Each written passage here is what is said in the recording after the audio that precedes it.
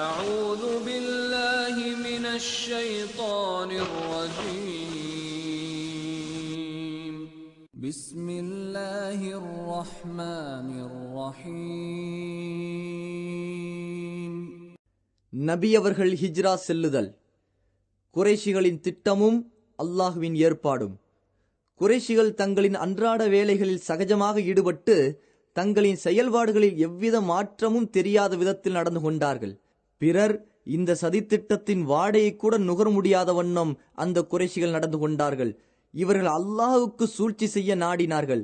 அல்லாஹ் அவர்கள் அறியாத விதத்தில் அவர்களது சூழ்ச்சிகளை வீணாக்கிவிட்டான். குறைஷிகளின் சதித்திட்டத்தை நபி ஸல்லல்லாஹு அலைஹி வஸல்லம் அவர்களிடம் அறிவிப்பதற்காக அல்லாஹுவின் புறத்திலிருந்து வானவர் ஜிப்ரீல் அலைஹிஸ்ஸலாத்து வஸ்ஸலாம் இறங்கி வந்தார். நீங்கள் ஹிஜ்ரா செய்ய அல்லாஹ் அனுமதி கொடுத்து விட்டான், அதற்குரிய நேரத்தையும் நிர்ணயம் செய்துள்ளான், குறைஷிகளின் இத்திட்டத்தை முறியடிப்பதற்குரிய வழியையும் தெளிவுபடுத்தி இருக்கின்றான். எனவே இன்று இரவு நீங்கள் வழக்கமாக தூங்கும் விரிப்பில் தூங்க வேண்டாம் என்று வானவர் ஜிப்ரீல் அலைஹிஸ்ஸலாத்து வஸ்ஸலாம் கூறினார். ஆதாரம் இப்னு ஹிஷாம். மக்கள் எல்லாம் தங்களது இல்லங்களில் ஓய்வெடுத்துக் கொண்டிருக்கும் மதிய வேளையில் ஹிஜ்ராவின் திட்டத்தை உறுதி செய்து கொள்வதற்காக நபி ஸல்லல்லாஹு அலைஹி வஸல்லம் அவர்கள் அபு பக்ரிடம் வந்தார்கள். இதை பற்றி ஆயிஷா ரலியல்லாஹு அன்ஹா அவர்கள் கூறுகிறார்கள், மதிய வேளையில் நாங்கள் வீட்டில் அமர்ந்திருந்த போது ஒருவர் அபுபக்கரிடம், இதோ அல்லாஹுவின் தூதர் ஸல்லல்லாஹு அலைஹி வஸல்லம் முகத்தை மறைத்தவராக உங்களிடம் வந்திருக்கிறார் என்று கூறினார்.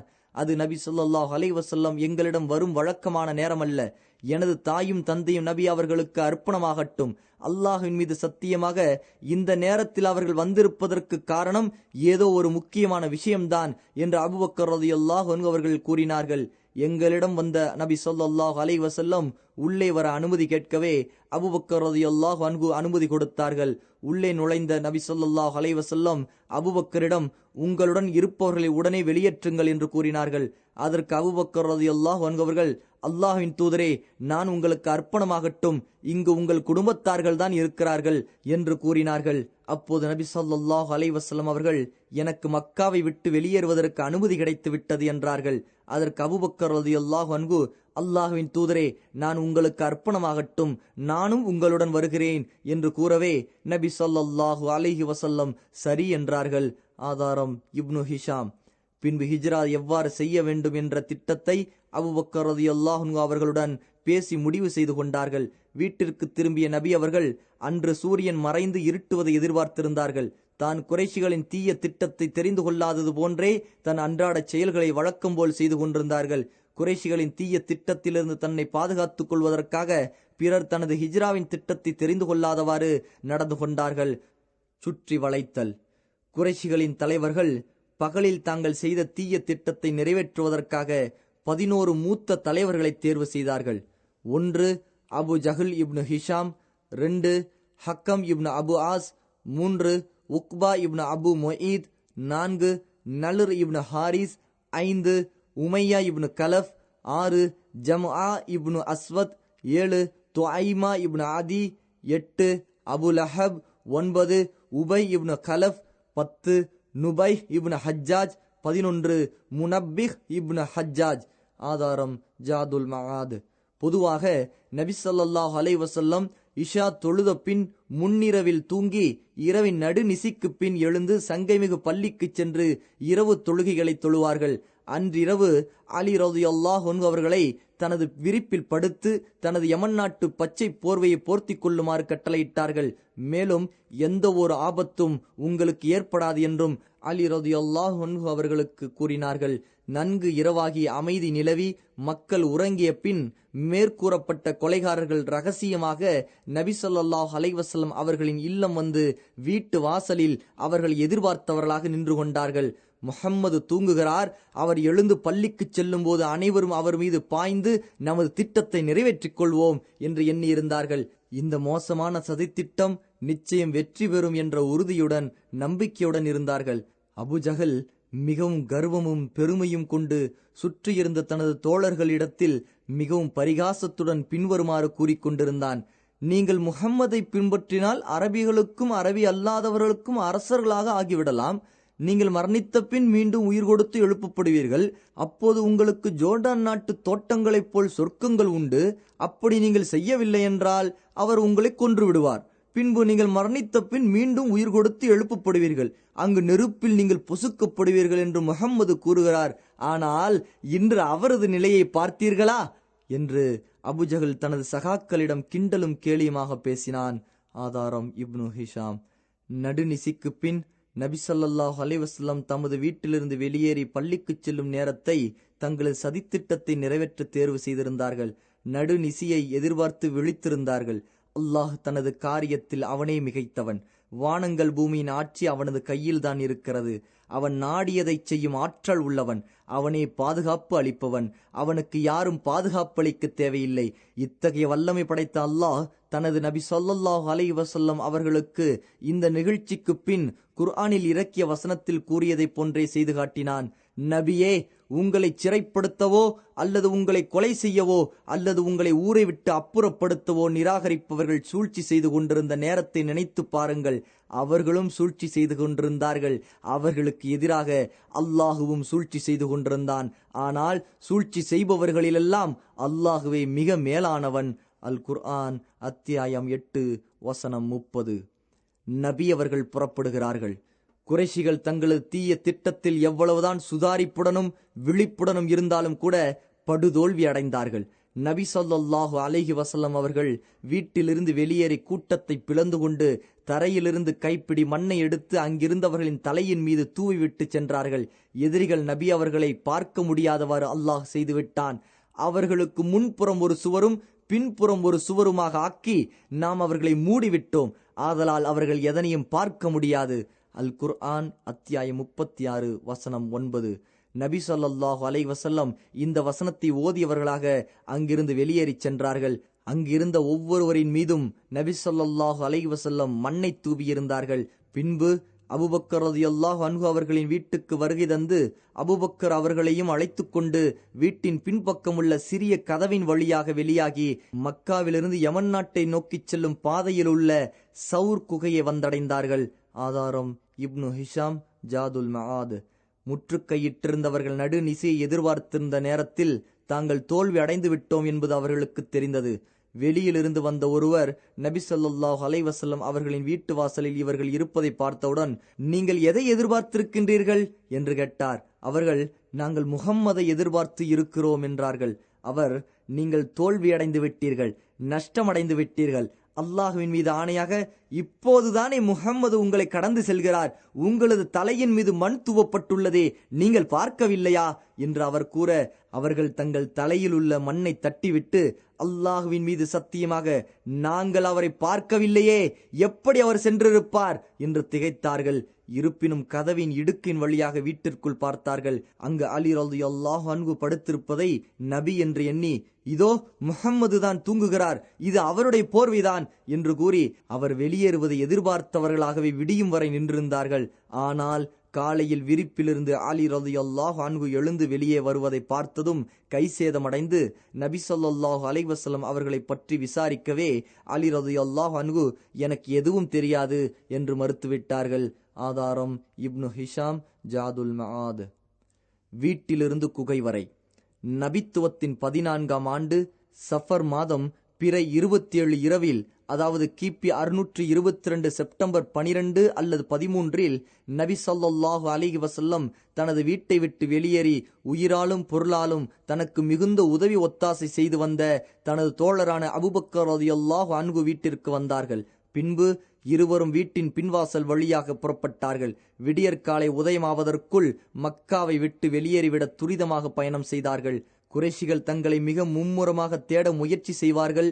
பொதுவாக மக்காவிலிருந்து வடக்கு நோக்கிய மதினாவின் பாதையைத்தான் கண்காணிப்பார்கள் என்பதால் முற்றிலும் அந்த பாதைக்கு எதிர் திசையில் உள்ள மக்காவிலிருந்து யமன் நாட்டை நோக்கிய தெற்கு திசையின் பாதையில் சென்றார்கள்.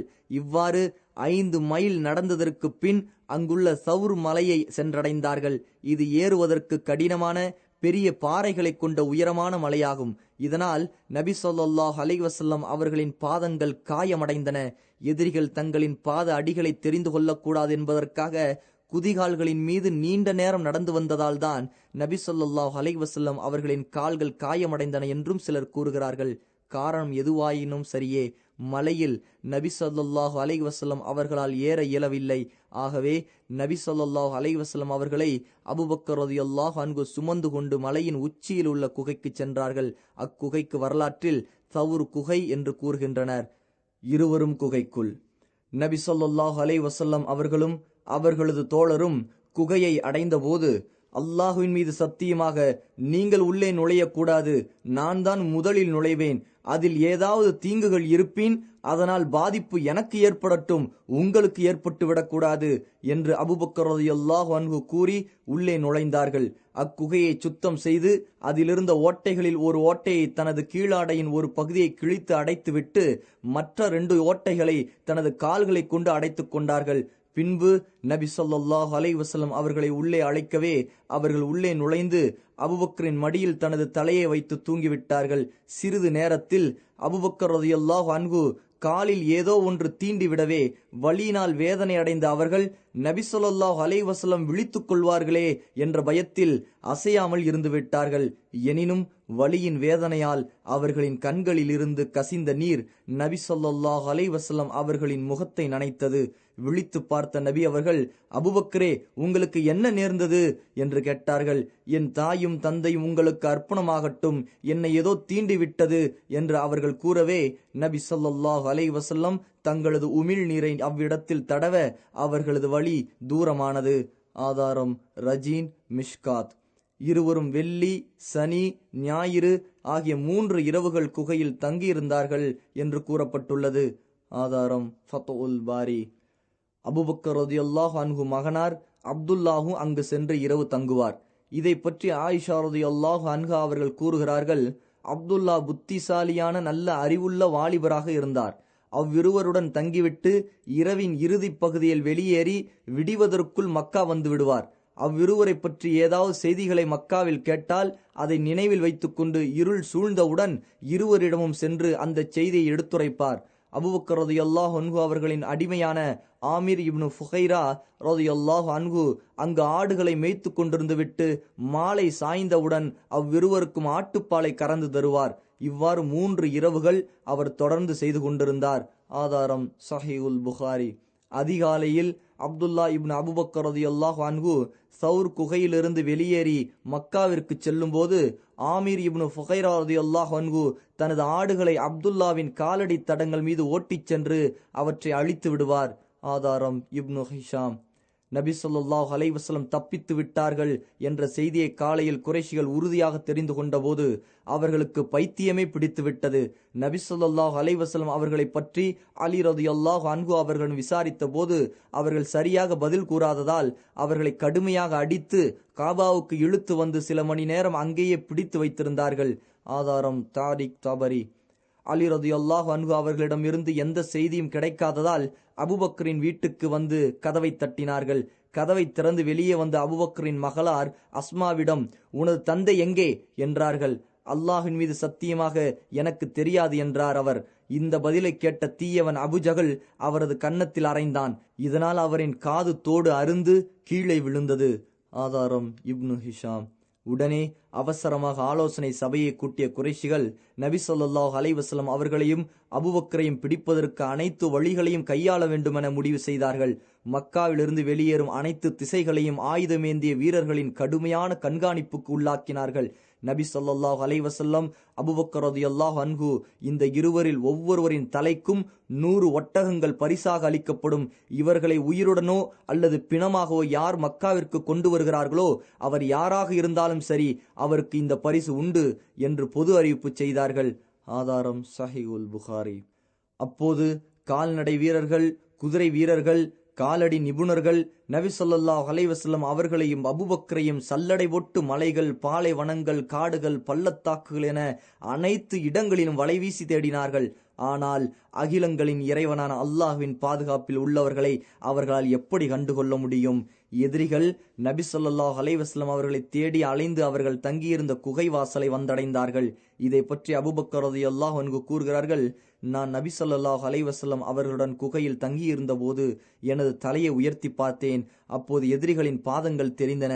நான் அல்லாஹ்வின் தூதரே, அவர்களில் யாராவது தங்களது பார்வையை தாழ்த்தினால் நம்மை பார்த்து விடுவார்களே என்று கூறினேன். நபி ஸல்லல்லாஹு அலைஹி வஸல்லம், அபூபக்கரே சும்மா இருங்கள், நம் இருவருடன் அல்லாஹ் மூன்றாமவனாக இருக்கின்றான் என்றும், மற்றொரு அறிவிப்பில், அபூபக்கரே, அல்லாஹ் மூன்றாமவனாக இருக்கும் இருவரை பற்றி உமது எண்ணம் என்ன? அப்படி இருக்க நாம் ஏன் பயப்பட வேண்டும் என்று கூறினார்கள். ஆதாரம் ஸஹீஹுல் புகாரி. நபி ஸல்லல்லாஹு அலைஹி வஸல்லம் அவர்களுக்கு அல்லாஹ் வழங்கிய மாபெரும் அற்புதமாகும் இது. சில எட்டுகளே நபி ஸல்லல்லாஹு அலைஹி வஸல்லம் அவர்களுக்கும் எதிரிகளுக்கும் இருந்தன. எனினும் தேடி வந்தவர்களால் நபி அவர்களையும் அவர்களுடைய தோழரையும் பார்க்க முடியாமல் திரும்பிவிட்டார்கள். மதினாவின் வழியினிலே குறைஷிகளின் வேகம் அடங்கியது. அவர்களின் தேடும் வேட்டை தணிந்தது. நபி ஸல்லல்லாஹு அலைஹி வஸல்லம் அவர்களை கைது செய்ய வேண்டுமென்ற அவர்களது கோபத்தீ அணைந்தது. தொடர்ந்து 3 நாட்கள் அலைந்து திரிந்து தேடியும் எவ்வித பலனும் இல்லாமல் போனது. இதை உணர்ந்த பிறகு அல்லாஹுவின் தூதர் ஸல்லல்லாஹு அலைஹி வஸல்லம் தனது தோழருடன் குகையிலிருந்து வெளியேறி மதினா செல்ல ஆயத்தமானார்கள். மதினா வரை தங்களுக்கு வழிகாட்டியாக அப்துல்லா இப்னு உரைக்கி லைசி என்பவரை நபி ஸல்லல்லாஹு அலைஹி வஸல்லம் அவர்களும் அபூபக்கர் ரலியல்லாஹு அன்ஹு அவர்களும் கூலிக்கு பேசியிருந்தார்கள். இவர் முஸ்லிமாக இல்லாமல் குறைஷிகளின் மதத்தை பின்பற்றியவராக இருந்தும் இவர் மீது நம்பிக்கை கொண்டு தங்களது 2 ஒட்டகங்களையும் அவரிடம் ஒப்படைத்தார்கள். மேலும் 3 இரவுகள் கழித்து சௌர் மலையின் குகைக்கு வருமாறு அவரிடம் நேரம் குறித்திருந்தார்கள். ஹிஜ்ரி முதல் ஆண்டு செப்டம்பர் 16 கிபி 622 ரபியுல் அவ்வல் முதல் பிறை திங்கள் இரவு அப்துல்லா இப்னு உரைக்கித் 2 ஒட்டகங்களுடன் அவர்களிடம் வந்து சேர்ந்தார். இதற்கு முன் நபி ஸல்லல்லாஹு அலைஹி வஸல்லம் அபூபக்கரிடம் அவரது வீட்டில் ஆலோசனை செய்து கொண்டிருந்த போது, அல்லாஹ்வின் தூதரே, எனது தந்தை உங்களுக்கு அர்ப்பணமாகட்டும், இதோ எனது 2 ஒட்டகங்களில் சிறந்ததை நீங்கள் எடுத்துக்கொள்ளுங்கள் என்று அபூபக்கர் ரலியல்லாஹு அன்ஹு அவர்கள் கூறினார்கள். அதற்கு நபி ஸல்லல்லாஹு அலைஹி வஸல்லம், அதற்குரிய கிரயத்திற்கு பகரமாக நான் அதை வாங்கிக் கொள்கிறேன் என்று கூறியிருந்தார்கள். அபூபக்கரின் மகளார் அஸ்மா ரலியல்லாஹு அன்ஹா இருவருக்கும் பயண உணவை ஒரு துணியில் மடித்து எடுத்து வந்தார்கள். ஆனால் அதை தொங்க விடுவதற்கு கயிறு எடுத்து வர மறந்துவிட்டார்கள். அவ்விருவரும் பயணமான போது உணவு மூட்டையை தொங்கவிட கயிறு இல்லாததால் தங்களது இடுப்பில் உள்ள கயிற்றை அவிழ்த்து அது 2ஆக கிழித்து ஒன்றின் மூலம் உணவு மூட்டையை வாகனத்தில் கட்டிவிட்டு மற்றொன்றை தனது இடுப்பில் கட்டி கொண்டார்கள். எனவேதான் அஸ்மாவிற்கு தாத்துன் நித்தாகைன், இரட்டை கச்சுடையவள் என்ற பெயர் வந்தது. ஆதாரம் ஸஹீஹுல் புகாரி. அல்லாஹுவின் தூதரும் அபூபக்கரும் அவர்களுடன் ஆமிர் இப்னு ஃபுகைராவும் பயணமானார்கள். வழிகாட்டியான அப்துல்லா இப்னு உரைக்கித் கடற்கரை வழியாக அவர்களை அழைத்துச் சென்றார். யாரும் நபி ஸல்லல்லாஹு அலைஹி வஸல்லம் அவர்களை பின்தொடர்ந்து விடக்கூடாது என்பதற்காக முற்றிலும் மாறுபட்ட வழியில் அழைத்துச் சென்றார். முதலில் தெற்கு நோக்கி யமன் நாட்டை நோக்கிச் செல்லும் பாதையில் சென்று, பின்பு கடற்கரையை நோக்கி மேற்கு வழியாக சென்று, பின்பு அங்கிருந்து செங்கடலின் கரையை நோக்கி வடக்கு பக்கமாக அழைத்துச் சென்றார்.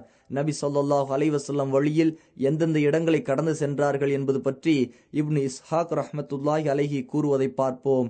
இப்னு உரைக்கித் நபி ஸல்லல்லாஹு அலைஹி வஸல்லம் அவர்களையும் அபூபக்கரையும் மக்காவின் தெற்கு திசையில் அழைத்துச் சென்று கடற்கரை வந்தவுடன் உஸ்வான் என்ற ஊரின் எல்லை வழியாக சென்று அமஜ் என்ற ஊரின் எல்லையை அடைந்தார். பின்பு அங்கிருந்து குறுக்கு வழியில் ஹுதைத் என்ற ஊருக்கு வந்து, பின்பு கர்ரார், அங்கிருந்து சனியத்துல் மர்ரா, அங்கிருந்து லிக் என்னும் காட்டு வழியாக அழைத்துச் சென்றார். பின்பு மிஜாஜ் காட்டு வழியாக மிஜாஹ் வந்து, பின்பு துல்குலுவைன், பின்பு தீகஷ்ர், ஜதாஜித், அஜ்ரத் வழியாக வந்து அங்கிருந்து திஹின் காட்டு வழியாக அபாபித் சென்றடைந்து, பின்பு அங்கிருந்து ஃபாஜா சென்றடைந்து ஃபாஜாவிலிருந்து அர்ஜி என்ற இடத்தில் தங்கி, பின்பு ரகூபா என்ற ஊரின் வலதுபுறம் உள்ள சனியத்துல் ஆயிர் என்ற ஊரின் வழியாக சென்று ரிஹ்ம் என்ற பள்ளத்தாக்கில் இறங்கி குபாவுக்கு அழைத்துச் சென்றார். ஆதாரம் இப்னு ஹிஷாம். வழியில் நடந்த சம்பவங்களில் சிலவற்றை நாம் பார்ப்போம். ஒன்று, அபூபக்கர் ரலியல்லாஹு அன்ஹு அவர்கள் கூறுகிறார்கள், அன்று இரவும் அடுத்த நாளும் நாங்கள் சென்று கொண்டிருந்த போது மதிய நேரத்தை அடைந்தவுடன் வெயிலின் காரணமாக பாதை ஆள் நடமாட்டமின்றி இருந்தது. மிகப்பெரிய உயரமான பாறை ஒன்று தென்படவே அதன் அருகில் சென்றோம். நல்ல நிழல் இருந்தது. நபி ஸல்லல்லாஹு அலைஹி வஸல்லம் தூங்குவதற்காக அங்கு இடத்தை சரி செய்து விரிப்பை விரித்தேன். பின்பு, அல்லாஹ்வின் தூதரே, நீங்கள் தூங்குங்கள், நான் உங்களை சுற்றி பார்த்துக் கொள்கிறேன் என்று கூறினேன். நபி ஸல்லல்லாஹு அலைஹி வஸல்லம் தூங்கிக் கொண்டார்கள். நான் அவர்களை சுற்றி பார்த்து கொண்டிருந்தேன். அப்போது ஒரு ஆட்டிடையர் தன்னுடைய ஆட்டு மந்தையை மேய்த்து கொண்டு நிழல் தேடி அப்பாறையை நோக்கி வந்தார். நான் அவரிடம், நீ யாரின் அடிமை என்று கேட்டவுடன் அவர் மக்காவைச் சேர்ந்த அல்லது மதினாவைச் சேர்ந்த ஒருவரின் பெயரை கூறி அவருடைய அடிமை என்று கூறினார். நான் அவரிடம், உனது ஆட்டு மந்தையில் பால் கிடைக்குமா என்றேன். அவர் கிடைக்கும் என்றார். கறந்து தர முடியுமா என்றேன். அவர் முடியும் என்றார். பின்பு ஒரு ஆட்டை பிடித்து வரவே நான் அவரிடம், மண் முடி அசுத்தத்திலிருந்து மடியை சுத்தம் செய்து கொள் என்று கூறினேன். அவர் தடிப்பமான பாத்திரத்தில் கொஞ்சம் பால் கறந்து கொடுத்தார். நான் நபி ஸல்லல்லாஹு அலைஹி வஸல்லம் தண்ணீர் குடிப்பதற்காகவும் ஒழு செய்வதற்காகவும் எடுத்து வந்த சிறிய பாத்திரத்தில் இருந்து கொஞ்சம் தண்ணீரை பாலில் கலந்து பால் குளிர்ந்தவுடன் நபி ஸல்லல்லாஹு அலைஹி வஸல்லம் அவர்களுக்கு குடிக்க கொடுக்கலாம் என்றிருந்தேன். ஆனால் அவர்கள் தூங்கிக் கொண்டிருந்தார்கள். அவர்கள் எழுப்ப மனமில்லாததால் அவர்கள் விழிக்கும் வரை நான் எதிர்பார்த்து காத்திருந்தேன். அவர்கள் விழித்தவுடன், அல்லாஹ்வின் தூதரே, இந்த பாலை குடியுங்கள் என்றேன். நான் திருப்தி அடையும் வரை நபி ஸல்லல்லாஹு அலைஹி வஸல்லம் பாலை குடித்தார்கள். பின்பு நபி ஸல்லல்லாஹு அலைஹி வஸல்லம், என்ன பயணிக்க இன்னும் நேரம் வரவில்லையா என்று கேட்கவே, ஆம், நேரம் வந்துவிட்டது என்று கூறினேன். பின்பு நாங்கள் பயணத்தை தொடர்ந்தோம். ஆதாரம் சஹீஹுல் புகாரி. 2. அபூபக்கர் ரலியல்லாஹு அன்ஹு பொதுவாக நபி ஸல்லல்லாஹு அலைஹி வஸல்லம் அவர்களுக்கு பின்னால் செல்லும் வழக்கம் உள்ளவர்களாக இருந்தார்கள். அவர்கள் வயோதிக தோற்றமுடையவர்களாக இருந்தார்கள். நபி ஸல்லல்லாஹு அலைஹி வஸல்லம் வாலிப தோற்றமுடையவர்களாகவும் மக்களுக்கு அறிமுகமற்றவர்களாகவும் இருந்தார்கள். அப்போது இடையில் யாராவது அபூபக்கர் ரலியல்லாஹு அன்ஹு அவர்களை பார்த்து, உனக்கு முன் செல்பவர் யார் என்று கேட்டால், எனக்கு வழிகாட்டுபவர் என்று கூறுவார்கள். கேட்டவர் பயணப்பாதையை காட்டக்கூடியவர் என்று விளங்கிக் கொள்வார். அபூபக்கர் ரலியல்லாஹு அன்ஹு அவர்களோ நன்மைக்கு வழிகாட்டுபவர் என்ற பொருளை மனதில் எண்ணிக்கொள்வார்கள். ஆதாரம் சஹீஹுல் புகாரி. 3. 2வது அல்லது 3வது நாளில் குஜாய் கிளையைச் சேர்ந்த உம்மு மஅபத் என்ற பெண்ணின் 2 கூடாரங்களை கண்டார்கள். அந்த கூடாரங்கள் மக்காவிலிருந்து 130 கிலோமீட்டர் தூரத்தில் உள்ள ஹுதைத் என்ற ஊரின் எல்லையில் முஷல்லல் என்ற இடத்தில் இருந்தது. இந்த உம்மு மஅபத் வீரமும் துணிவு மிக்கவர் ஆவார். இவர் எப்போதும் தனது கூடாரத்தின் வெளியில் அமர்ந்து கொண்டு தன்னை கடந்து செல்பவர்களுக்கு உணவும் நீரும் வழங்கி வருவார். அவரை பார்த்த நபி ஸல்லல்லாஹு அலைஹி வஸல்லம் அவர்களும் அபூபக்கரும், உன்னிடம் எதுவும் சாப்பிடவிருக்கிறதா என்று கேட்டார்கள். அவர், அல்லாஹ்வின் மீது ஆணையாக, என்னிடம் ஏதாவது இருப்பின் நான் உங்களுக்கு விருந்தளிப்பதில் குறைவு செய்ய மாட்டேன். ஆட்டு மடியிலும் பால் இல்லையே, இந்த ஆண்டு மிக பஞ்சமாக இருக்கின்றது என்று கூறினார். நபி ஸல்லல்லாஹு அலைஹி வஸல்லம் அவர்களின் பார்வை கூடாரத்தின் ஓரத்தில் நின்று கொண்டிருந்த ஒரு ஆட்டின் மீது பட்டது. உம்மு அபதே, இது என்ன ஆடு என்று கேட்டார்கள். அவர், இது ஆட்டு மந்தையுடன் சேர்ந்து மேய்ந்து வர முடியாத அளவுக்கு பலவீனமான ஆடு என்றார். அது பால் தருமா என்று நபி ஸல்லல்லாஹு அலைஹி வஸல்லம் கேட்டார்கள். அது மிக மெலிந்ததாயிற்றே என்று அந்த பெண் கூறினார். நான் அந்த ஆட்டில் பால் கறந்து கொள்ள எனக்கு அனுமதி அளிக்கிறாயா என்று நபி ஸல்லல்லாஹு அலைஹி வஸல்லம் கேட்க, எனது தாயும் தந்தையும் உங்களுக்கு அர்ப்பணமாகட்டும், அதில் பால் இருக்கிறது என்று நீங்கள் கருதினால் தாராளமாக கறந்து கொள்ளுங்கள் என்றார் அந்த பெண். அல்லாஹுவின் தூதர் ஸல்லல்லாஹு அலைஹி வஸல்லம், பிஸ்மில்லாஹ், அல்லாஹுவின் பெயரால் என்று கூறி அல்லாஹுவிடம் பிரார்த்தனை செய்தார்கள். அல்லாஹுவின் அருளால் ஆட்டின் மடி பாலால் நிரம்பி சொட்டியது. ஒரு நடுத்தரமான பாத்திரத்தை எடுத்து வர கூறி அதில் பால் கறந்தார்கள். பாத்திரம் நிரம்பவே முதலில் அந்த பெண்மணிக்கு குடிக்க கொடுத்தார்கள். அவர் குடித்து தாகம் தீரவே பின்பு தனது தோழருக்கு கொடுத்தார்கள். அவர்களுக்கு பின்பு நபி ஸல்லல்லாஹு அலைஹி வஸல்லம் குடித்தார்கள். பின்பு மற்றொரு முறை அந்த பாத்திரம் நிரம்ப பால் கறந்து அந்த பெண்மணியிடம் கொடுத்துவிட்டு அங்கிருந்து புறப்பட்டார்கள். சிறிது நேரத்தில் அப்பெண்ணின் கணவர் அபு மஅபத் மெலிந்த நடக்க இயலாத பலவீனமான ஆடுகளை ஓட்டி கொண்டு அங்கு வந்தார். அங்கு பால் கறக்கப்பட்டிருப்பதை பார்த்தவுடன் ஆச்சரியம் அடைந்து, இந்த பால் உனக்கு எங்கிருந்து கிடைத்தது? வீட்டில் பால் சுரக்கும் ஆடு இல்லை, மற்ற ஆடுகளும் தூரமாக இருந்தன, எப்படி உனக்கு பால் கிடைக்க முடியும் என்று கேட்டார். அதற்கு அந்த பெண், அல்லாஹுவின் மீது சத்தியமாக, ஒரு நல்ல பாக்கியம் பெற்ற மனிதர் இங்கு வந்தார். அவர் இப்படியெல்லாம் பேசினார். அவரின் நிலை இப்படி இருந்தது என்று வருணித்தார். அதற்கு அவர், அல்லாஹுவின் மீது ஆணையாக, குறைஷிகள் தேடும் மனிதராகத்தான் அவர் இருக்க வேண்டும் என்று கூறி அவரை பற்றி முழுமையாக எனக்கு விவரித்து கூறு என்றார். அந்த பெண் நபி ஸல்லல்லாஹு அலைஹி வஸல்லம் அவர்களின் அழகிய பண்புகளை கேட்பவர் கண்முன் காண்பது போன்று வர்ணித்து கூறினார். இன்ஷா அல்லாஹ் இந்த நூலின் இறுதியில் அந்த வர்ணனையை நாம் காண்போம். அப்போது அபு மஅபத், அல்லாஹ்வின் மீது ஆணையாக, இவர் குறைஷிகள் தேடும் மனிதர்தான், குறைஷிகள் இவரை பற்றி ஏராளம் கூறியிருக்கிறார்கள். நான் அவருடன் தோழமை கொள்ள வேண்டும் என்று திட்டமாக நினைத்திருந்தேன். அதற்கு வாய்ப்பு கிடைத்தால் நிச்சயம் நான் அதை செய்வேன் என்றார். இந்த நேரத்தில் மக்காவில் உள்ளவர்களோ உயர்ந்த சப்தம் ஒன்றை செவிமடுத்தார்கள். ஆனால் அந்த சப்தம் கொடுப்பவரை அவர்கள் பார்க்க முடியவில்லை. அந்த சப்தம் என்னவென்றால், அர்ஷின் அதிபதியான அல்லாஹ் நற்கூலி வழங்கட்டும். உம்மு மஅபதின் கூடாரத்தில் தங்கிச் சென்ற இரு தோழர்களுக்கு அவர்கள் நலமுடனே தங்கி நலமுடனே போனார்கள். முஹம்மதுக்கு தோழராகும் பாக்கியம் பெற்றவர் வெற்றியடைந்தார். குசை வம்சமே, என்ன கைசேதம்! தலைமையையும் சிறப்பையும் உங்களை விட்டுவிட்டு அல்லாஹ் அவருக்கு வழங்கிவிட்டான். காபு குடும்பத்துக்கு வாழ்த்துகள் பல. அவருடைய திருமதியின் இல்லம் அருமையானது. அது இறை விசுவாசிகளுக்கு தங்குமிடமானது. உங்கள் சகோதரியிடம் ஆடு பாத்திரம் பற்றி வினவுங்கள். நீங்கள் ஆட்டிடம் கேட்டால் அதுவும் சான்று பகரும். அஸ்மா பின்த் அபூபக்கர் ரலியல்லாஹு அன்ஹா கூறுகிறார்கள், அல்லாஹுவின் தூதர் எங்கு சென்றார்கள் என்று எங்களுக்கு தெரியாமல் இருந்தது. அப்போது மக்காவின் கீழ்ப்பகுதியிலிருந்து ஒரு ஜின் இக்கவிதைகளை பாடியது. மக்கள் சப்தம் வரும் திசையை நோக்கி சப்தத்தை கேட்டுக்கொண்டே சென்றார்கள். ஆனால் பாடுவது யார் என்று தெரியவில்லை. பின்பு அந்த சப்தம் மக்காவின் மேல்புறத்தின் வழியாக மறைந்து விட்டது. அந்த ஜின்னின் சப்தத்தை கேட்டபோது நபி ஸல்லல்லாஹு அலைஹி வஸல்லம் மதீனாவை நோக்கி சென்றிருக்கலாம் என்று நாங்கள் தெரிந்து கொண்டோம். ஆதாரம் ஜாதுல் மஆத், முஸ்தத்ரகுல் ஹாக்கிம். 4. வழியில் சுராக்கா இப்னு மாலிக் நபி ஸல்லல்லாஹு அலைஹி வஸல்லம் அவர்களையும் அபூபக்கரையும் கைது செய்ய வேண்டும் என்று பின்தொடர்ந்தார். இதை பற்றி சுராக்கா கூறுவதை நாம் கேட்போம். நான் எனது கூட்டத்தினராகிய முத்லஜின் அவையில் உட்கார்ந்திருந்தேன். அப்போது எங்கள் கூட்டத்தைச் சேர்ந்த ஒருவர் எங்களிடம் விரைந்து வந்து, கடற்கரையில் சில மனிதர்களை பார்த்தேன். அவர்கள் முஹம்மதும் அவரது தோழர்களுமாகத்தான் இருக்க வேண்டும் என்று கூறினார். அது உண்மையில் அவர்கள்தான் என்பதை நான் விளங்கிக் கொண்டேன். இருந்தும் அதை வெளிக்காட்டாமல், நீ பார்த்தது அவர்கள் அல்ல, நாங்கள் பார்த்து கொண்டிருக்க எங்கள் கண்முன் சென்ற 2 நபர்களைத்தான் நீயும் பார்த்திருக்கிறாய். நீ கூறுவது போன்று அவர்கள் முஹம்மதும் அவரது தோழர்களும் அல்லர் என்று கூறி மழுப்பினேன். பிறருக்கு சந்தேகம் வராமல் இருக்க சபையில் சிறிது நேரம் அமர்ந்திருப்பது போல் இருந்துவிட்டு எனது வீட்டுக்கு வந்தேன். எனது அடிமை பெண்ணிடம் எனது குதிரையை தூரத்தில் உள்ள ஒரு மேட்டுக்கு கொண்டு வந்து என்னை எதிர்பார்த்திருக்கும்படி கூறினேன். பின்பு எனது ஈட்டியை எடுத்துக்கொண்டு வீட்டின் கொல்லைப்புறமாக வெளியேறி அந்த ஈட்டியை பூமியில் தேய்த்தவனாக எனது குதிரையில் ஏறினேன். நபி ஸல்லல்லாஹு அலைஹி வஸல்லம் அவர்களுக்கு நெருக்கத்தில் வந்தவுடன் எனது குதிரை தடுமாறவே நான் குதிரையிலிருந்து கீழே விழுந்து விட்டேன். பின்பு எழுந்து எனது அம்பு கூட்டிலிருந்து நான் அவர்களுக்கு தீங்கு செய்யட்டுமா வேண்டாமா என்று குறிபார்க்கும் எண்ணத்தில் ஒரு அம்பை எடுத்த போது வேண்டாம் என்ற அம்பு வந்தது.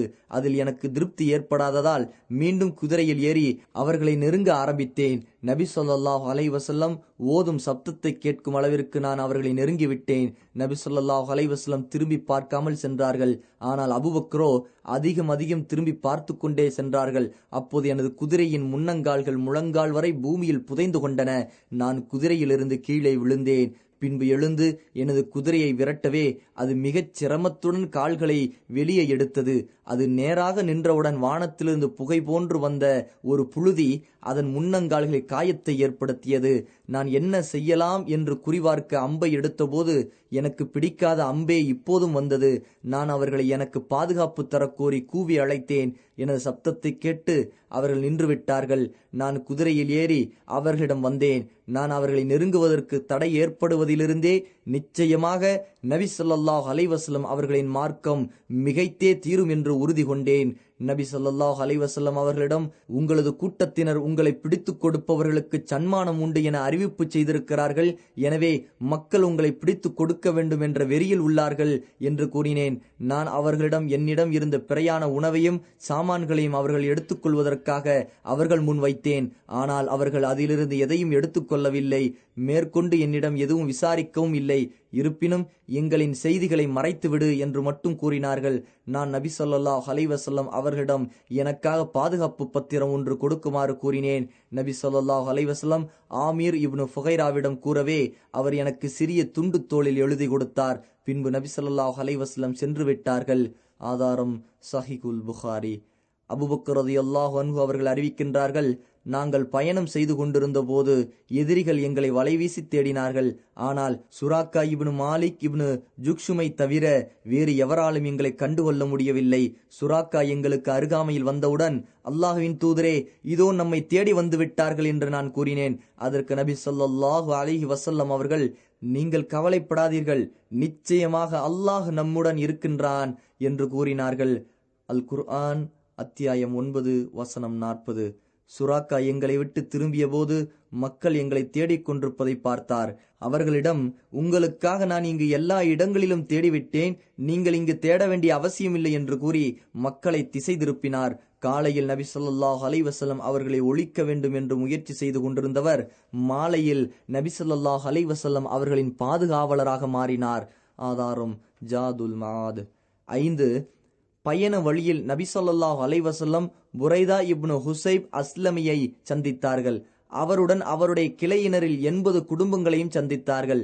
அவருக்கு இஸ்லாமை எடுத்துக் கூறவே அவரும் அவரது கூட்டத்தாரும் இஸ்லாமை தழுவினார்கள். பின்பு நபி ஸல்லல்லாஹு அலைஹி வஸல்லம் இஷா தொழுகையை தொழ வைக்க அவர்கள் அனைவரும் இஷா தொழுதார்கள். புரைதா ரலியல்லாஹு அன்ஹு தங்களது கூட்டத்தினரிடமே தங்கியிருந்து விட்டு உஹுது போர் நடந்த பின்பு நபி ஸல்லல்லாஹு அலைஹி வஸல்லம் அவர்களிடம் வந்தார்.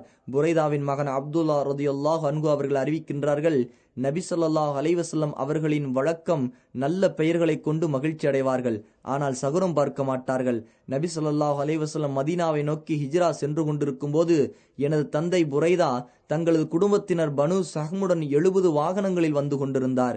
அவரை சந்தித்த நபி ஸல்லல்லாஹு அலைஹி வஸல்லம் அவர்கள், நீர் எந்த கிளையைச் சேர்ந்தவர் என்று கேட்க அவர் அஸ்லம் கிளையைச் சேர்ந்தவர் என்று கூறினார். இதை கேட்ட நபி ஸல்லல்லாஹு அலைஹி வஸல்லம் அபூபக்கரிடம், நாம் பாதுகாப்பு பெற்றுவிட்டோம் என்றார்கள். ஏனென்றால் அஸ்லம் என்றால் மிகுந்த பாதுகாப்பு பெற்றவர் என்பது பொருள்.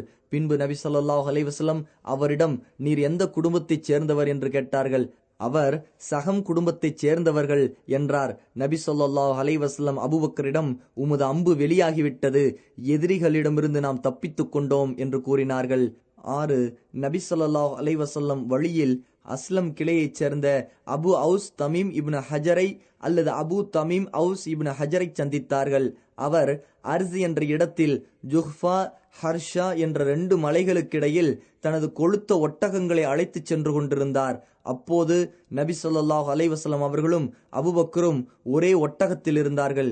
காரணம், நபி அவர்களுடன் இருந்த அபூபக்கர் ரலியல்லாஹு அன்ஹு அவர்களை தவிர மற்ற இருவரும் அவர்களுடைய ஒட்டகங்களுடன் வர தாமதமாகிவிட்டதால் இவர்கள் இருவரும் ஒரே ஒட்டகத்தில் வந்தார்கள். அப்போது அபு அவுஸ் தனது ஒட்டகங்களில் நல்ல ஆண் ஒட்டகை ஒன்றை அபூபக்கருக்கு வழங்கி அதில் பயணிக்க வைத்தார்கள். பின்பு தனது அடிமை மசூதையும் அவர்களுடன் வழிகாட்டுவதற்காக அனுப்பி வைத்தார்கள். மேலும் தனது அடிமையிடம், யாரும் செல்லாத தனி வழியில் இவர்களை அழைத்துச் செல், இவர்களை விட்டு எங்கும் நீ பிரிந்து சென்று விட வேண்டாம் என்று கூறினார். ஆதாரம் அசதுல் காபா.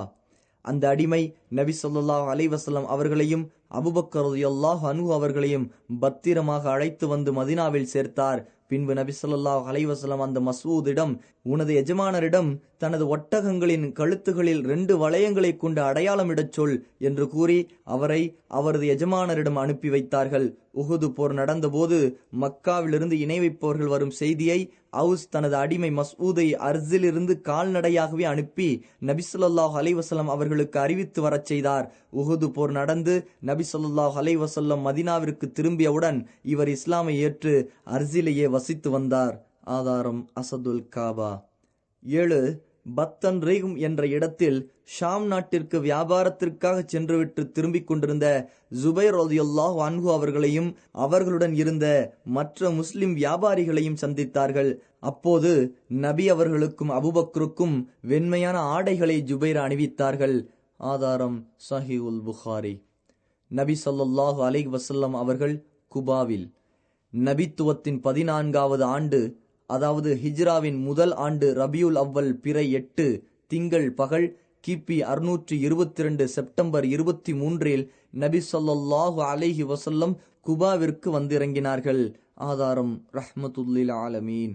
உர்வா இப்னு ஜுபைர் ரலியல்லாஹு அன்ஹு அவர்கள் கூறுகிறார்கள், நபி ஸல்லல்லாஹு அலைஹி வஸல்லம் மக்காவிலிருந்து வெளியேறிவிட்ட செய்தியை மதீனாவில் வாழும் முஸ்லிம்கள் கேட்டவுடன் ஒவ்வொரு நாள் காலையிலும் மதீனாவிற்கு வெளியில் உள்ள ஹர்ரா என்ற இடத்திற்கு வந்து காத்திருப்பார்கள். மதிய வெயில் கடுமையானவுடன் மீண்டும் மதினாவிற்கு வந்து விடுவார்கள். ஒரு நாள் மிக நீண்ட நேரம் எதிர்பார்த்திருந்துவிட்டு மதினாவுக்கு திரும்பினார்கள். அது சமயம் யூதர்களில் ஒருவன் ஏதோ ஒன்றை பார்ப்பதற்காக தனது கோட்டை மீது ஏறினான். நபி அவர்களையும் நபி தோழர்களையும் வெண்மையான ஆடை அணிந்து வருவதை பார்த்தவுடன், ஓ அரபுகளே, நீங்கள் எதிர்பார்த்து கொண்டிருந்த அந்த பாக்கியம் இதோ வருகிறது என்று உயர்ந்த சப்தத்தில் கூறினான். இதை கேட்டவுடன் முஸ்லிம்கள் தங்களின் ஆயுதங்களை பாய்ந்து எடுத்துக்கொண்டு நபி ஸல்லல்லாஹு அலைஹி வஸல்லம் அவர்களை வரவேற்க ஹர்ரா நோக்கி ஓடினார்கள். ஆதாரம் சஹீஹுல் புகாரி. இப்னுல் கையிம் ரஹ்மத்துல்லாஹி அலைஹி அவர்கள் கூறுகிறார்கள், மக்கள் பரபரப்புடன் அங்குமிங்கும் ஓடுவதாலும் வரவேற்கும் உற்சாகத்தில் குரலை உயர்த்தி பேசுவதாலும் ஏதோ ஒன்று வேகமாக விழுந்தது போன்ற பலத்த சப்தம் கேட்டது. அம்ரு இப்னு அவுஸ் குடும்பம் வசிக்கும் பகுதியிலிருந்து தக்பீர் முழக்கம், அல்லாஹ் மிக பெரியவன் என்ற சப்தம் விண்ணை பிளந்தது. நபி ஸல்லல்லாஹு அலைஹி வஸல்லம் அவர்களுடைய வருகையின் மகிழ்ச்சியால் முஸ்லிம்கள் தக்பீர் முழங்கினார்கள். நபி ஸல்லல்லாஹு அலைஹி வஸல்லம் அவர்களை சந்திக்க விரைந்தார்கள். வாழ்த்து கூறி சூழ்ந்து நின்று வருக வருக என வரவேற்றார்கள். நபி அவர்கள் அமைதி தவழ வந்து கொண்டிருந்தார்கள். அந்த நேரத்தில், நிச்சயமாக அல்லாஹ் அவரை பாதுகாப்பவனாக இருக்கின்றான், அன்றி ஜிப்ரயிலும் நம்பிக்கையாளர்களில் உள்ள நல்லடியார்களும் இவர்களுடன் மற்ற வானவர்களும் அவருக்கு உதவியாக இருப்பார்கள். அல் குர்ஆன் அத்தியாயம் 66 வசனம் 4 என்ற வசனம் இறங்கியது. உர்வா இப்னு ஜுபைர் ரலியல்லாஹு அன்ஹு அவர்கள் கூறுகிறார்கள், நபி ஸல்லல்லாஹு அலைஹி வஸல்லம் அவர்களை வரவேற்ற போது அவர்கள் மக்களுடன் வலதுபுறமாக சென்று அம்ரு இப்னு அவுஃப் கிளையாருடன் தங்கினார்கள். அது ரபியுல் அவ்வல் மாதத்தின் முதல் திங்கட்கிழமையாகும். நபி ஸல்லல்லாஹு அலைஹி வஸல்லம் அமைதியாக அமர்ந்து கொள்ளவே அபூபக்கர் ரலியல்லாஹு அன்ஹு அவர்கள் நபி அவர்களுக்கு அருகில் நின்று கொண்டார்கள். அன்சாரிகளில் நபி அவர்களை பார்த்திராதவர்கள் நபி அவர்களை சந்தித்து சலாம் கூறுவதற்காக வந்தபோது அபூபக்கரை நபி என நினைத்து அவருக்கு சலாம் கூறிக்கொண்டிருந்தார்கள். நபி அவர்களின் மீது வெயில் படவே அபூபக்கர் ரலியல்லாஹு அன்ஹு தன்னுடைய போர்வையால் நபி அவர்களுக்கு நிழல் தந்தார்கள். அப்போதுதான் நபி யார் என்பதை மக்கள் விளங்கிக் கொண்டார்கள். ஆதாரம் சஹீஹுல் புகாரி. மதீனாவில் எங்கு பார்த்தாலும் நபி ஸல்லல்லாஹு அலைஹி வஸல்லம் அவர்களை வரவேற்க மக்கள் கூட்டம் நிரம்பி வழிந்தது. அது போன்ற ஒரு நாளை வரலாற்றில் மதீனா கண்டதில்லை. நபி ஸல்லல்லாஹு அலைஹி வஸல்லம் குபாவில் குல்சூம் இப்னு ஹத்ம் என்பவரின் வீட்டில் தங்கியிருந்தார்கள். சிலர் சஅத் இப்னு கைசமா வீட்டில் தங்கியிருந்தார்கள் என்றும் கூறுகிறார்கள். ஆனால் முந்திய கூற்றே வலுவானதாகும். அலி இப்னு அபு தாலிப் ரலியல்லாஹு அன்ஹு மக்காவில் 3 நாட்கள் தங்கியிருந்தார்கள். நபி ஸல்லல்லாஹு அலைஹி வஸல்லம் தன்னிடம் கொடுத்துவிட்டு சென்ற அமானிதங்களை உரியவர்களிடம் ஒப்படைத்துவிட்டு கால்நடையாகவே மதீனா புறப்பட்டார்கள். பின்பு குபா வந்தடைந்து நபி ஸல்லல்லாஹு அலைஹி வஸல்லம் தங்கியிருந்த குல்சூம் இப்னு ஹத்ம் வீட்டில் தங்கினார்கள். ஆதாரம் இப்னு ஹிஷாம் ஜாதுல் மஆத். நபி ஸல்லல்லாஹு அலைஹி வஸல்லம் குபாவில் திங்கள், செவ்வாய், புதன், வியாழன் ஆகிய 4 நாட்கள் தங்கியிருந்தார்கள். ஆதாரம் இப்னு ஹிஷாம். அப்போது குபாவில் ஒரு பள்ளியை நிர்மாணித்து அதில் தொழ வைத்தார்கள். 5வது நாள், அதாவது வெள்ளிக்கிழமை அன்று அல்லாஹ்வின் உத்தரவு வரவே அங்கிருந்து புறப்பட்டார்கள். நபி அவர்களின் வாகனத்தில் அவர்களுக்கு பின்னால் அபூபக்கர் ரலியல்லாஹு அன்ஹு அமர்ந்திருந்தார்கள். நபி ஸல்லல்லாஹு அலைஹி வஸல்லம் தான் வரும் செய்தியை தனது தாய் மாமன்களுக்கு, அதாவது நஜ்ஜார் கிளையினருக்கு சொல்லி அனுப்பினார்கள். அவர்கள் நபி ஸல்லல்லாஹு அலைஹி வஸல்லம் அவர்களை வரவேற்பதற்காக வாள்களை அணிந்து வந்தனர். அவர்கள் சூழ்ந்து செல்ல நபி ஸல்லல்லாஹு அலைஹி வஸல்லம் மதீனா நோக்கி பயணமானார்கள். ஆதாரம் சஹீஹுல் புகாரி. குபாவில் கட்டப்பட்ட பள்ளிதான் நபித்துவத்திற்கு பிறகு இரையச்சத்துடன் கட்டப்பட்ட முதல் பள்ளியாகும். நபி ஸல்லல்லாஹு அலைஹி வஸல்லம் பயணித்துக் கொண்டிருக்கும் போது சாலிம் இப்னு அவுஃப் கிளையினர் வசிக்கும் இடம் வந்தபோது ஜும்ஆ தொழுகைக்கான நேரமும் ஆகிவிட்டதால் பத்னுல் வாதி என்ற இடத்தில் அனைவரையும் ஒன்று சேர்த்து நபி ஸல்லல்லாஹு அலைஹி வஸல்லம் ஜும்ஆ தொழுகை நடத்தினார்கள். அந்த இடத்தில் இன்று பள்ளிவாசல் கட்டப்பட்டுள்ளது. மொத்தம் 100 நபர்கள் நபி ஸல்லல்லாஹு அலைஹி வஸல்லம் அவர்களுடன் தொழுதார்கள். ஆதாரம் இப்னு ஹிஷாம் ஜாதுல் மஆத். மதீனாவில் நபி அவர்கள் ஜும்ஆ தொழுகைக்கு பின் நபி ஸல்லல்லாஹு அலைஹி வஸல்லம் அவர்கள் புறப்பட்டு மதீனாவிற்குள் நுழைந்தார்கள். இதற்கு முன் யஸ்ரிப் என்று பெயர் கூறப்பட்டு வந்த அந்த நகரம் அன்றிலிருந்து மதினத்துர் ரசூல் இறை தூதரின் பட்டணம் என்று அழைக்கப்பட்டது. இதையே சுருக்கமாக இன்று அல் மதீனா என்று கூறப்படுகிறது. நபி ஸல்லல்லாஹு அலைஹி வஸல்லம் மதீனாவிற்குள் நுழைந்த அந்த நாள் அந்த மக்களுக்கு மிகுந்த மகிழ்ச்சியும் ஆனந்தமும் நிறைந்த நாளாக இருந்தது. மதீனாவின் தெருக்களிலும் வீடுகளிலும் இறை புகழும் இறை துதியும் முழங்கப்பட்டன. அன்சாரிகளின் சிறுமிகள் மிக ஆனந்தத்துடன் சில கவிகளை பாடி குதூகலமடைந்தார்கள். நமக்கு முழு நிலா தோன்றியது. சனியாத்தில் விதா என்னும் மலைப்பாங்கான இடத்திலிருந்து அல்லாஹுவுக்காக அழைப்பவர் அழைக்கும் போதெல்லாம் நாம் நன்றி செலுத்துவது கடமையாயிற்று. எங்களுக்கு அனுப்பப்பட்டவரே, பின்பற்றத் தகுந்த மார்க்கத்தை தான் கொணர்ந்தீரே. அன்சாரிகள் மிகுந்த செல்வச் செழிப்புடையவர்களாக இல்லை என்றாலும் நபி ஸல்லல்லாஹு அலைஹி வஸல்லம் அவர்களின் மீது அவர்கள் வைத்திருந்த பிரியத்தினால் ஒவ்வொருவரும் நபி ஸல்லல்லாஹு அலைஹி வஸல்லம் தங்கள் வீட்டில்தான் தங்க வேண்டுமென ஆசைப்பட்டார்கள். ஒவ்வொருவரும் நபி ஸல்லல்லாஹு அலைஹி வஸல்லம் தங்கள் வீட்டை கடந்து செல்லும் போது நபி அவர்களின் வாகன கயிற்றை பிடித்து கொண்டு, அல்லாஹுவின் தூதரே, பாதுகாப்பும் ஆயுதமும் படைபலமும் வீரர்களும் நிறைந்த எங்களிடம் வந்து விடுங்கள் என்று கூறுவார்கள். ஆனால் நபி ஸல்லல்லாஹு அலைஹி வஸல்லம் தன்னை அழைத்தவர்களிடம் வாகனத்திற்கு வழிவிடுங்கள், அது பணிக்கப்பட்டுள்ளது என்று கூறிக்கொண்டே வந்தார்கள். நபி ஸல்லல்லாஹு அலைஹி வஸல்லம் அவர்களின் வாகனம் தொடர்ந்து சென்று கொண்டே இருந்தது. இறுதியில் தற்போது நபி ஸல்லல்லாஹு அலைஹி வஸல்லம் அவர்களின் பள்ளிவாசல் அமைய பெற்றிருக்கும் இடத்தில் மண்டியிட்டு கொண்டது. ஆனால் நபி ஸல்லல்லாஹு அலைஹி வஸல்லம் அதிலிருந்து இறங்கவில்லை. பின்பு சிறிது நேரத்தில் அந்த ஒட்டகம் எழுந்து சிறிது தூரம் சென்று திரும்பி பார்த்தது. பின்பு முதலில் மண்டியிட்ட அதே இடத்தில் மீண்டும் வந்து மண்டியிட்டு அமர்ந்தது. தங்கள் ஒட்டகத்திலிருந்து நபி அவர்கள் இறங்கினார்கள். மேலும் அந்த இடம் நபி அவர்களின் தாய் மாமன்களாகிய நஜ்ஜார் கிளையினருக்கு சொந்தமானதாகும். நபி ஸல்லல்லாஹு அலைஹி வஸல்லம் அவர்களின் விருப்பத்திற்கு ஏற்ப அல்லாஹ் அவர்களின் தாய்மாமன்களின் வீட்டிலேயே தங்குவதற்கு அருள் புரிந்தான். நஜ்ஜார் கிளையினரில் ஒவ்வொருவரும் நபி அவர்களிடம் நீங்கள் எங்களது வீட்டில் தங்க வேண்டும் என்று அழைத்துக் கொண்டிருக்கையில் அபு அய்யூப் அன்சாரி ரலியல்லாஹு அன்ஹு அவர்கள் மட்டும் நபி அவர்களின் பயணச் சாமான்களை தங்களது வீட்டிற்குள் எடுத்துச் சென்று விட்டார்கள். இதை பார்த்த நபி அவர்கள், மனிதன் அவனது சாமான்களுடன் தானே இருக்க முடியும் என்று மற்றவர்களிடம் கூறினார்கள். அஸ்அத் இப்னு ஜுராரா நபி ஸல்லல்லாஹு அலைஹி வஸல்லம் அவர்களின் ஒட்டகத்தின் கடிவாளத்தை பிடித்துக் கொண்டார். அவரின் விருப்பப்படி நபி அவர்களின் வாகனம் அவரிடம் இருக்க அனுமதிக்கப்பட்டது. ஆதாரம் இப்னு ஹிஷாம். அனஸ் ரலியல்லாஹு அன்ஹு அவர்கள் அறிவிக்கிறார்கள், நபி ஸல்லல்லாஹு அலைஹி வஸல்லம் நமது உறவினர்களின் வீடுகளில் எது நெருக்கமாக இருக்கிறது என்று கேட்டார்கள். அதற்கு அபு அய்யூப், அல்லாஹ்வின் தூதரே, இதோ எனது வீடு, இதுதான் எனது வீட்டு வாயில் என்று கூறினார்கள். நபி அவர்கள், சரி, எழுந்து சென்று படுக்கும் இடத்தை சரி செய்யுங்கள் என்று கூறினார்கள். ரசூலுல்லாஹுவே, அல்லாஹுவின் தூதரே, எல்லாம் தயார். அல்லாஹுவின் பரக்கத்துடன் அருள் வளத்துடன் நீங்கள் இருவரும் எழுந்து வாருங்கள் என்று அபு அய்யூப் ரலியல்லாஹு அன்ஹு அவர்கள் கூறினார்கள். ஆதாரம் ஸஹீஹுல் புகாரி. சில நாட்களுக்கு பின் நபி ஸல்லல்லாஹு அலைஹி வஸல்லம் அவர்களின் மனைவி சௌதா ரலியல்லாஹு அன்ஹா அவர்களும் இரு மகள்கள் ஃபாத்திமா உம்மு குல்தூம் மற்றும் உசாமா இப்னு ஸைத் உம்மு ஐமன் ஆகியோர் மதீனா வந்தார்கள்.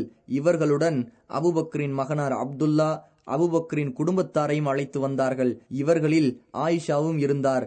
நபி ஸல்லல்லாஹு அலைஹி வஸல்லம் அவர்களின் இன்னொரு மகள் ஜைனபுடைய கணவர் அபுல் ஆஸ் ஹிஜ்ரா செல்ல சந்தர்ப்பம் அளிக்காததால் ஜைனப் ரலியல்லாஹு அன்ஹா மதீனா வர இயலவில்லை. இவர்கள் பத்ரு போருக்கு பின் மதீனா வந்தார்கள். ஆதாரம் ஜாதுல் மஆத்.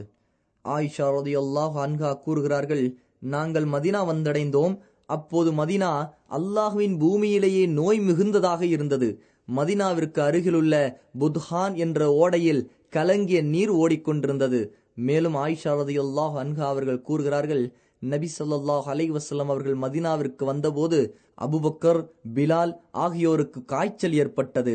நான் அவர்களிடம் சென்று, தந்தையே, தாங்கள் எப்படி இருக்கின்றீர்கள்? பிலாலே, தாங்கள் எப்படி இருக்கின்றீர்கள் என்று கேட்டேன். பொதுவாக அபூபக்கர் ரலியல்லாஹு அன்ஹு அவர்களுக்கு காய்ச்சல் ஏற்பட்டால் ஒவ்வொரு மனிதனும் தன் குடும்பத்தாருடன் கலந்திருக்க, மரணமோ அவனது செருப்பு வாரை விட மிகச் சமீபத்தில் இருக்கிறது என்ற கவிதையை கூறுவார்கள். பிலால் ரலியல்லாஹு அன்ஹு அவர்களுக்கு காய்ச்சலின் சூடு சற்று குறைந்தால் வேதனையுடன் குரலை உயர்த்தி, இது கீர் ஜலீல் எனும் புற்கள் என்னை சூழ்ந்திருக்க, அது போன்றதொரு பள்ளத்தாக்கில் ஒரு ராப்பொழுதையேனும் நான் கழிப்பேனா? மஜின்னா என்னும் சுனையின் நீரை நான் அருந்துவேனா? ஷாமா தஃபீல் என்னும் இரு மலைகள் எனக்கு தென்படுமா என்ற கவிதையை கூறுவார்கள். தொடர்ந்து ஆயிஷா ரலியல்லாஹு அன்ஹா அவர்கள் கூறுகிறார்கள், நான் நபி ஸல்லல்லாஹு அலைஹி வஸல்லம் அவர்களிடம் இச்செய்தியை கூறினேன். நபி ஸல்லல்லாஹு அலைஹி வஸல்லம் அவர்கள், இறைவா, ஷைபா இப்னு ரபியா, உத்பா இப்னு ரபியா, உமையா இப்னு கலஃப் ஆகியோர் எங்கள் நாட்டிலிருந்து எங்களை அப்புறப்படுத்தி இந்த நோய் பிரதேசத்திற்கு விரட்டியது போல் அவர்களை நீ உன் கருணையிலிருந்து அப்புறப்படுத்தி விடுவாயாக என்று பிரார்த்தனை செய்தார்கள். மேலும், இறைவா, நாங்கள் மக்காவை நேசித்தது போல் அல்லது அதைவிட அதிகமாக மதீனாவை எங்கள் நேசத்திற்கு உரியதாக ஆக்கு. இறைவா, எங்களுடைய அளவைகளான சாவு, முத்து ஆகியவற்றில் எங்கள் உணவில் எங்களுக்கு நீ அருள் வளம் செய். இவ்வூரை எங்களுக்கு ஆரோக்கியமானதாக ஆக்கு. இங்குள்ள காய்ச்சலை ஜுஹ்ஃபா என்னும் பகுதிக்கு மாற்றிவிடு என்று பிரார்த்தனை செய்தார்கள். ஆதாரம் சஹீஹுல் புகாரி. அல்லாஹ் நபி ஸல்லல்லாஹு அலைஹி வஸல்லம் அவர்களின் இந்த பிரார்த்தனையை ஏற்றுக்கொண்டான். ஒரு நாள் கனவில் தலைவிரி கோலமான கருப்பு நிறப்பின் மதீனாவிலிருந்து வெளியேறி ஜுஹ்ஃபா சென்றடைந்ததை பார்த்தார்கள். இது மதீனாவிலிருந்து அந்த நோய் ஜுஹ்ஃபாவை நோக்கி வெளியேறிவிட்டது என்பதற்கான அறிவிப்பாக இருந்தது. அல்லாஹுவின் அருளால் மதீனாவின் தட்பவெப்ப நிலையினால் சிரமப்பட்டு கொண்டிருந்த நபித்தோழர்கள் முற்றிலும் சுகமடைந்தார்கள். நபி ஸல்லல்லாஹு அலைஹி வஸல்லம் அவர்களின் நபித்துவத்திற்கு பின் உள்ள வாழ்க்கையின் ஒரு பகுதி, அதாவது மக்கா வாழ்க்கை, இத்துடன் முடிவடைந்தது. இதைத் தொடர்ந்து நபி ஸல்லல்லாஹு அலைஹி வஸல்லம் அவர்களின் மதீனா வாழ்க்கையை சுருக்கமாக பார்ப்போம். அதற்கு அல்லாஹ் அருள் புரிவானாக.